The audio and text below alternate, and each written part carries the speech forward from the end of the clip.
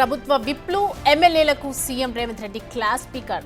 Governor ప్రసంగం సందర్భంగా BRS సభ్యులు నిరసన వ్యక్తం చేస్తుంటే మీరేం చేస్తున్నారని ఆగ్రహం వ్యక్తం చేశారు. ప్రభుత్వ విప్లు పనితీరు మార్చుకోవాలని, అందరూ అన్ని విషయాలు మాట్లాడాలని అనుకోవద్దు అన్నారు. ఒక్కొక్కరు ఒక్కో విషయాన్ని ఎంపిక చేసుకుంటేనే ఫ్లోర్ కోఆర్డినేషన్ పకడ్బందీగా ఉంటుందన్నారు. ఇకనైనా పద్ధతి మార్చుకోవాలని సూచించారు.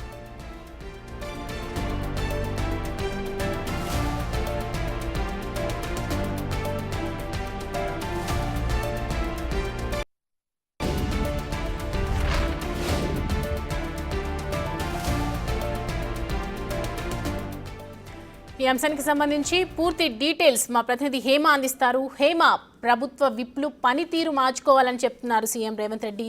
అంటే ఏ డిసిషన్ మేరకు ఇలాంటి ఫైర్ అయ్యారు, ఎందుకు ఆగ్రహం వ్యక్తం చేసినటువంటి సిచ్యువేషన్?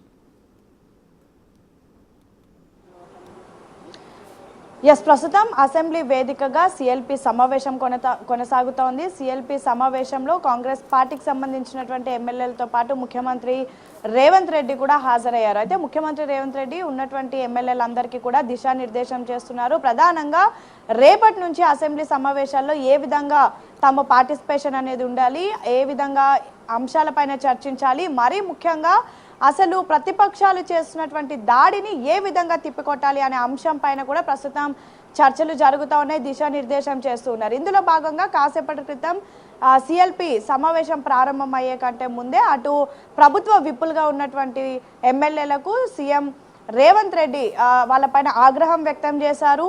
ప్రభుత్వ విప్పుల పనితీరు బాగలేదు అంటూ కూడా తన ఉద్దేశాన్ని చెప్పినటువంటి పరిస్థితి. దానికి గల కారణం ఏంటంటే ఈరోజు ఉదయం 11 గంటలకు సభ ప్రారంభమైన వెంటనే గవర్నర్ జిష్ణుదేవ్ వర్మ తన ప్రసంగాన్ని వినిపించినటువంటి సమయంలో మొత్తం ఏడాదిన్నర పాటు ప్రభుత్వం ఏమేం చెప్పింది అంటూ పిన్ టు పిన్ డీటెయిల్స్, అంటే అటు రైతు భరోసా కానివ్వండి, మహిళలకు సంబంధించినటువంటి స్కీమ్సే కానివ్వండి, ఐటీ ఎంప్లాయీస్ కానివ్వండి, టీజీపీఎస్సీ ఉద్యోగాలు కానివ్వండి, దావోస్ పర్యటన కానివ్వండి, రైతులకు ఇచ్చేటటువంటి రుణమాఫీ కానివ్వండి, ఇవన్నిటికీ సంబంధించి అసలు ఏడాదిన్నర పాటు కాంగ్రెస్ ప్రభుత్వం రాష్ట్రంలో చేసినటువంటి డెవలప్మెంట్, అదేవిధంగా తీసుకొచ్చినటువంటి సంక్షేమ కార్యక్రమాలు, 6 గ్యారంటీల పైన అటు గవర్నర్ తన ప్రసంగంలో వినిపిస్తున్నటువంటి సమయంలో పెద్ద ఎత్తున ప్రధాన ప్రతిపక్షం అయినటువంటి బీఆర్ఎస్ ఎమ్మెల్యేలు అటువైపు నుంచి కౌంటర్స్ చేస్తున్నారు. పెద్ద ఎత్తున అసెంబ్లీలో అటు ఒకవైపు గవర్నర్ ప్రసంగం అవుతుంటే పెద్ద ఎత్తున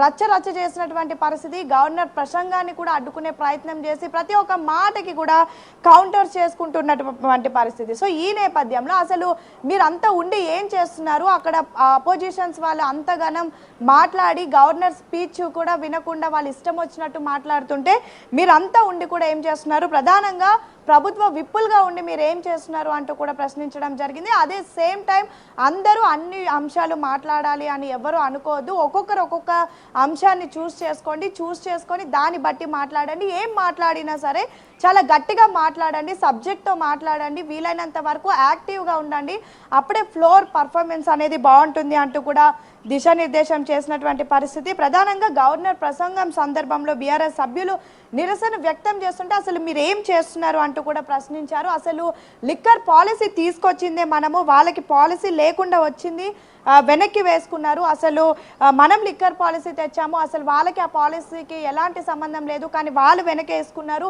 ప్రభుత్వ విప్పులుగా ఉండి మీరు ఎందుకు ఏం మాట్లాడడం లేదు, మీ పనితీరు మార్చుకోండి అంటూ కూడా ఆగ్రహం వ్యక్తం చేశారు. అదేవిధంగా కేటాయించిన సభ్యులు ఎవరైతే ప్రస్తుతం ప్రభుత్వ విప్పులుగా ఉన్నారో వాళ్ళ అన్ని అంశాలపైన మాట్లాడాలనుకోవద్దు, అందరూ అన్ని మాట్లాడాల్సిన అవసరం లేదు, ఒక్కొక్కరు ఒక్కొక్క టాపిక్ చూస్ చేసుకొని ఒక్కొక్క అంశాన్ని కూడా మాట్లాడండి, అప్పుడే ఫ్లోర్ కోఆర్డినేషన్ కూడా బాగుంటుంది అంటూ కూడా విప్పులకు ఆగ్రహం వ్యక్తం చేసి వాళ్ళకి వార్నింగ్ ఇచ్చినటువంటి పరిస్థితి. ఇక ప్రస్తుతం సీఎం అధ్యక్షత సిఎల్పి మీటింగ్ అయితే కొనసాగుతూ ఉంది. సిఎల్పి మీటింగ్ ప్రారంభం కంటే ముందే ప్రభుత్వ విప్పులు వచ్చి సీఎంని కలిశారు. ఆ సమయంలో వాళ్ళపైన ఆగ్రహం వ్యక్తం చేశారు. ప్రస్తుతం ఎమ్మెల్యేలతో సిఎల్పి మీటింగ్ అనేది కొనసాగుతోంది. మీటింగ్లో పెద్ద ఎత్తున దిశానిర్దేశం చేస్తున్నారు. ఎందుకంటే ప్రస్తుతం ప్రభుత్వం ఏర్పడి ఏడాదిన్నర అయినప్పటికీ కూడా అనేక అంశాలను ఎత్తిపొడవడానికి, ప్రభుత్వాన్ని ప్రశ్నించడానికి అటు ప్రతిపక్షాలు సిద్ధమవుతూ ఉన్నారు. ఈరోజు ఉదయం కూడా మనం చూసాము, ఏకంగా గవర్నర్ ప్రసంగాన్ని తీవ్రంగానే తప్పుపట్టారు. ఇది గవర్నర్ ప్రసంగంలా లేదు, గాంధీ భవన్లో ప్రెస్ మీట్లా ఉంది అంటూ కూడా కేటీఆర్ అనడం ప్రస్తుతం బీఆర్ఎస్ నేతలంతా కామెంట్ చేస్తున్నారు. సో ఈ నేపథ్యంలో ప్రతిపక్షం అనేది ఈసారి సెషన్స్లో గట్టిగా మాట్లాడాలి, తమ వాయిస్ని వినిపించాలి, వీలైనంత వరకు గట్టిగా ప్రభుత్వాన్ని ప్రశ్నించి ఎండిగట్టాలనే ప్రయత్నం చేస్తున్నటువంటి నేపథ్యంలో ప్రస్తుతం ఎమ్మెల్యేలుగా ఉండి మీరంతా ప్రభుత్వంలో ఉన్నారు. అసలు 1.5 ఏడాదిన్నర పాటు ప్రభుత్వం చేసినటువంటి డెవలప్మెంట్ ఏంటి, మనం తీసుకొచ్చిన సంక్షేమ పథకాలు ఏంటి, మన 6 గ్యారెంటీలు ఎక్కడి వరకు వెళ్ళాయి, ప్రజల్లో మనం ఎంతవరకు చేసాం, అదంతా కూడా మీరు చెప్పడానికి సిద్ధం అవ్వాలి. అదేవిధంగా దాదాపు 10 ఏళ్ల పాటు అధికారంలో ఉండి అనేక అప్పులు చేసినటువంటి ప్రతిపక్షం, ప్రధానంగా ఉన్నటువంటి బీఆర్ఎస్ పార్టీని మనం ఎండగట్టాలి. అసలు వాళ్ళు చేసినటువంటి అప్పులే ప్రస్తుతం మనం ఇంకా కట్టడానికి సమయం పడుతూ ఉంది. వాళ్ళు చేసినటువంటి అప్పుల కుప్పనే ఈరోజు మన నెత్తి మీద పడింది. సో ప్రభుత్వంలో కొత్త సంక్షేమ పథకాలు తీసుకురావాలన్నా సరే మొదటిగా అప్పులన్నీ తీర్చాలి. సో వీటన్నిటితో కూడా మీరు ఫుల్ ఫ్లెడ్జ్డ్ సబ్జెక్ట్తో సిద్ధం అవ్వండి అంటూ కూడా దిశానిర్దేశం చేస్తున్నారు. సో బీఎస్సీ మీటింగ్ కూడా కంప్లీట్ అయిపోయింది. అసెంబ్లీ సెషన్స్ రేపటి నుంచి మొదలవనున్నాయి. 19వ తారీఖు బడ్జెట్ పెడతారు.